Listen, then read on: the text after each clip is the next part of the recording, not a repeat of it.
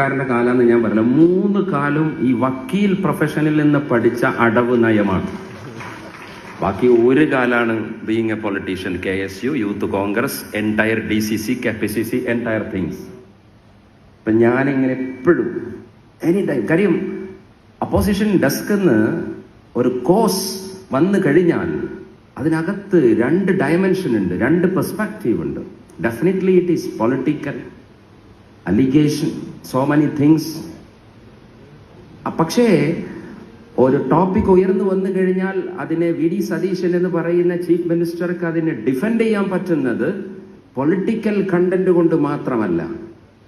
ഏത് കണ്ടന്റ് ഉയർന്നു വന്നാലും ഹൗസിനകത്ത് വന്നു കഴിഞ്ഞാലും അതിനകത്തൊരു ലീഗൽ പെർസ്പെക്റ്റീവ്, ഒരു ലീഗൽ ഡയമെൻഷൻ, ലോ ഫ്രെയിമിനകത്ത് നിന്ന് അതിനെ കാണാൻ പ്രിയപ്പെട്ട കേരളത്തിന്റെ ചീഫ് മിനിസ്റ്റർ